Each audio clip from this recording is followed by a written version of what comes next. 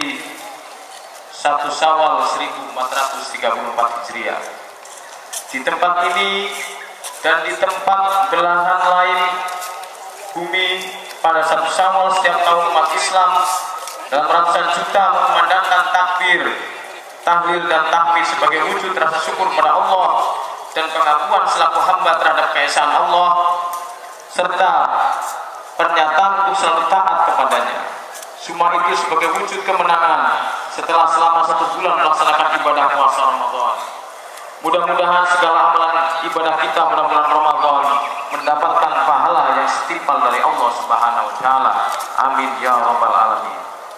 Hari Raya Idul Fitri sebagai puncak dari pelaksanaan ibadah puasa memiliki makna yang berkaitan erat dengan tujuan yang akan dicapai dari kewajiban melaksanakan ibadah puasa itu sendiri, yakni la'allakum tattaqun, supaya kamu menjadi orang yang bertakwa.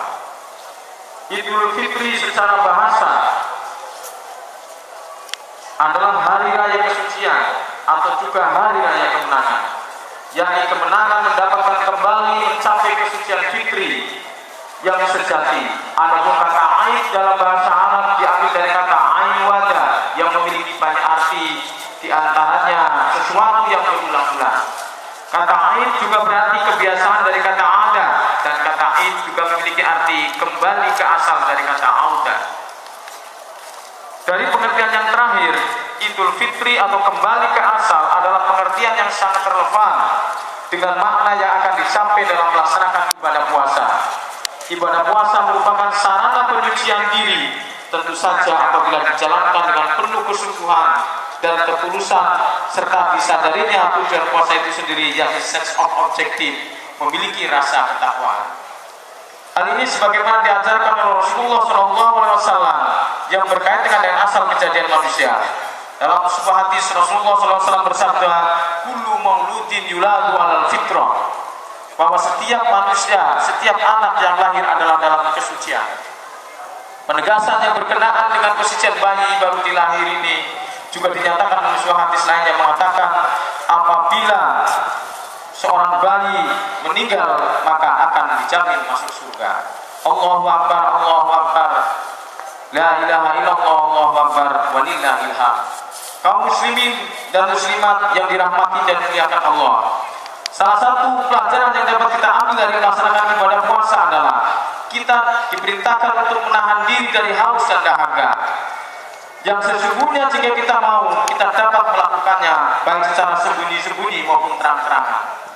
Namun mengapa kita tidak melakukannya? Tidak lain adalah karena adanya larangan dari Allah dan adanya keinginan dalam diri kita untuk meraih derajat takwa sebagai tujuan dari ibadah puasa.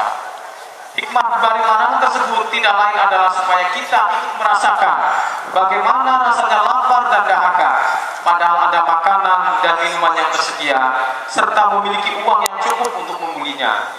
Semuanya itu dimaksudkan tidak lain adalah supaya kita dapat secara sadar merasakan bagaimana rasanya penderitaan orang-orang fakir dan miskin yang karena kemiskinannya itu dia selalu berubah dengan kehausan dan kelaparan. Allahu Akbar, Allahu Akbar, la ilaha illallah, Allahu Akbar, walillahil hamd. Kaum muslimin dan muslimat yang dirahmati dan dimuliakan Allah, oleh karena itu hakikat ibadah puasa antara lain juga merupakan perintah bagi orang yang beriman untuk membebaskan diri, keluarga dan masyarakat kita dari kemiskinan yang bermuara pada kebodohan dan kelaparan. Kemiskinan adalah problem pelik yang banyak diidap oleh negara-negara dunia ketiga termasuk Indonesia. Pada dasarnya kemiskinan dapat dipetakan berdasarkan penyebabnya menjadi 2 model. Pertama adalah kemiskinan struktural, yakni tipe kemiskinan yang diakibatkan oleh struktur sosial, politik dan ekonomi yang tak berkeadilan.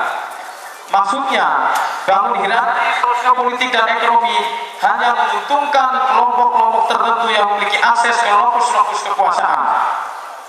Dalam hal ini para pemodal. Gejala ini selalu muncul mengiringi negara-negara yang baru menata sistem demokrasi. Yang tak kalah kompleksnya adalah kemiskinan tipe kedua, yakni kemiskinan kultural, yang artinya kemiskinan yang disebabkan oleh mentalitas dan kesadaran manusia tindakan dan perilaku manusia terdeterminasi oleh pandangan dunia yang dijadikan sebagai kompas hidup. Pandangan dunia tersebut bisa berupa ideologi atau agama. Sebagai makhluk religius, manusia menjadikan agama sebagai way of life. Oleh sebab itu, kondisi manusia religius sangat bergantung pada keyakinan yang dianutnya. Kemiskinan dapat lahir dari rahim pandangan religius yang keliru, seperti pandangan tentang takdir Tuhan. Tuhan diyakini telah mentakdirkan kemiskinan bagi seorang. Takdir tersebut tidak dapat diubah. Usaha dan karsa manusia tidak dapat merubah takdir kemiskinan tersebut. Ini pandangan keliru. Dalam konteks ini, perang terhadap kemiskinan bukan hanya diusung pada medan pergulatan sosial politik dan ekonomi yang bersifat empirik saja, tetapi pada medan mentalitas dan kesadaran yang tertanam pada tiap individu. Karenanya, semua upaya penanggulangan kemiskinan harus didekati dengan pemahaman akan penyebab kemiskinan secara lebih holistik dan terintegrasi. Upaya untuk mengatasi kemiskinan tidak dapat hanya dengan pendekatan ekonomi semata, apalagi sekedar memberi uang yang sekali habis. Kemiskinan bukan hanya menyangkut penghasilan saja, namun juga akses pelayanan dasar seperti kesehatan, pendidikan, air bersih, dan sanitasi, serta peningkatan martabat dan harga dirinya. Bebas dari ketakutan atau rasa dikejar-kejar, juga akses akan perlindungan, bantuan, serta penegakan hukum. Allahu Akbar, Allahu Akbar, la ilaha illallah, Allahu Akbar, walillahil hamd. Kaum muslimin dan muslimat yang dirahmati dan dimuliakan Allah, Islam adalah agama yang pro terhadap orang miskin, tetapi substansi ajarannya adalah anti kemiskinan. Karena itu kemiskinan harus menjadi musuh bersama yang wajib kita perangi bersama-sama. Banyak sekali kita temukan ayat-ayat Al-Quran yang memotivasi kita untuk hidup berkecukupan dan tidak menjadi miskin. Di antaranya adalah Bismillahirrahmanirrahim. Faidah qudiyatish sholatu fantasiru fil ard wabtahu min fadlillah wadkurullaha katsiran la'allakum tuflihun. Yang artinya, apabila telah selesai sholat Jumat, maka bertebaranlah di muka bumi dan carilah fadl, kelebihan dari Allah. Surat Al-Jumu'ah ayat 10. Di sisi lain, Al-Quran mengecam orang yang mengharamkan perhiasan duniawi yang diciptakan oleh Allah bagi manusia.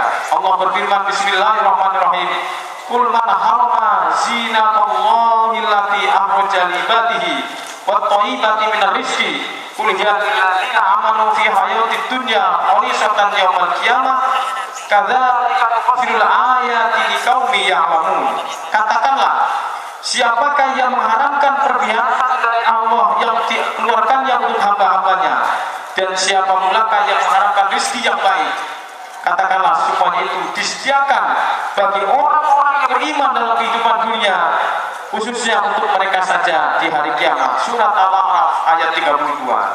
Kebencian terhadap kemiskinan juga pernah diutarakan oleh sahabat Ali bin Abi Thalib radhiyallahu anhu dengan menyatakan, sekiranya kemiskinan itu berwujud seperti manusia, maka akan saya tebas dengan pedangku. Juga kita temukan dalam literatur agama ungkapan kadzal faqru au kana kufron.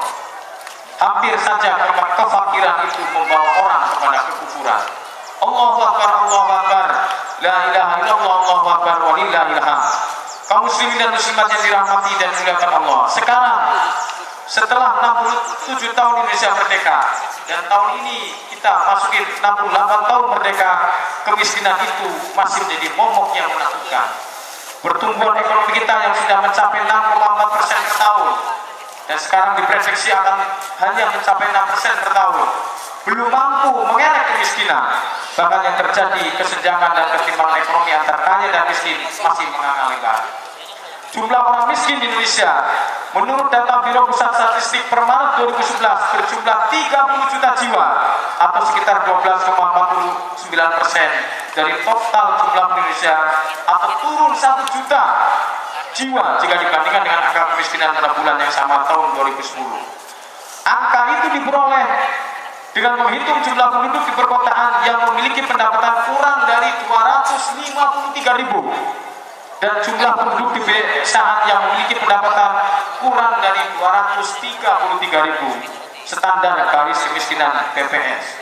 Kalau kita memakai standar kemiskinan Bank Dunia, orang yang penghasilannya kurang dari $2 per hari atau sekitar 20.000 per hari itu sudah termasuk dalam kategori miskin. Jika menggunakan kategori yang ditetapkan oleh Bank Dunia, tentu jumlah kemiskinan Indonesia bisa 2 kali lipat dari jumlah yang ditetapkan oleh BPS. Di samping itu, ketimpangan pembangunan ini terlihat jelas dan terang benderang terjadi. Melihatnya semudah melihat perbedaan yang begitu jauh dari perkembangan yang terjadi di Jakarta dan di Papua.